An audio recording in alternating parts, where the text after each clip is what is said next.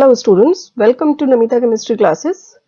आज हम करेंगे IIT JEE 2022 मेंस में आए हुए कुछ क्वेश्चंस एटॉमिक स्ट्रक्चर के इलेक्ट्रॉनिक कॉन्फ़िगरेशन से।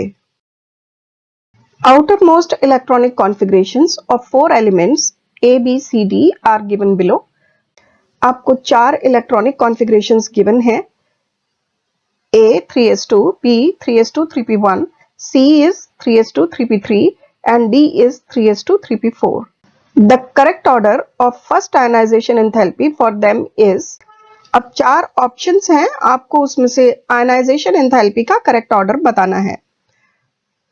तो अगर हम ये चारों इलेक्ट्रॉनिक कॉन्फ़िगरेशन देखें A, B, C, D के, तो हम ये देख रहे हैं कि ये थर्ड पीरियड में लेफ्ट से राइट चलते हुए इलेक्ट्रॉनिक कॉन्फ़िगरेशंस हैं।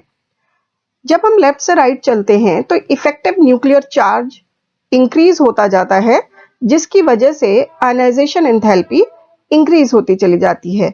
तो उस हिसाब से देखें तो ऑर्डर होना चाहिए A से ज्यादा B और B से ज्यादा C और C से ज्यादा D, लेकिन ऐसा होता नहीं है।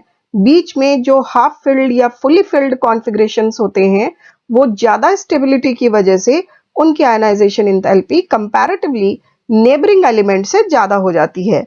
इस वजह से A की आयनाइजेशन एंथैल्पी B से ज्यादा हो जाएगी और C की आयनाइजेशन एंथैल्पी D से ज्यादा हो जाएगी।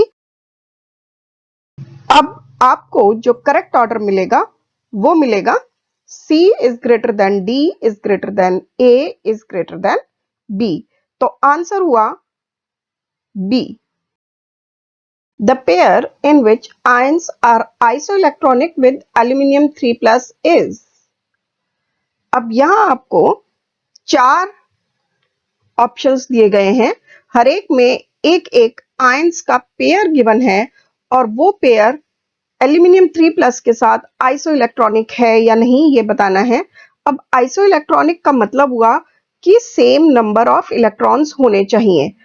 तो अगर वो दोनों एल्यूमिनियम 3+ के साथ आइसोइलेक्ट्रॉनिक हैं तो उन्हें आपस में भी आइसोइलेक्ट्रॉनिक होना पड़ेगा। तो उस हिसाब से देखें A और B तो बाहर हो जाते हैं क्योंकि वो आपस में ही आइसोइलेक्ट्रॉनिक नहीं है। दूसरी बात, क्योंकि एल्यूमिनियम 3+ के साथ आइसोइलेक्ट्रॉनिक देखना है, एल्यूमिनियम का एटॉमिक नंबर है 13 और एल्यूमिनियम 3+ में इलेक्ट्रॉन्स हो जाएंगे 10। तो हमें ऐसे स्पीसीज चाहिए जिसमें 10 इलेक्ट्रॉन हो। तो इस तरह के क्वेश्चंस सॉल्व करने के लिए एक सिंपल सी ट्रिक ऐसी है कि हमें ऐसा नेगेटिव आयन चुनना चाहिए जिसका एटॉमिक नंबर 10 से कम हो, ताकि जब हम नेगेटिव आयन बनाएं तो और इलेक्ट्रॉन्स ऐड करके उसमें 10 इलेक्ट्रॉन हो सके। तो 10 से कम। अब अगर हम C ऑप्शन को देखें तो इसका जो नेगेटिव आयन है सल्फर, उसका एटॉमिक नंबर 10 से ज्यादा है। सिर्फ O2- एक ऐसा नेगेटिव आयन है जिसका एटॉमिक नंबर 10 से कम है। देख लेते हैं। ऑक्सीजन का एटॉमिक नंबर 8, O2- में नंबर ऑफ इलेक्ट्रॉन्स हो जाएंगे 10।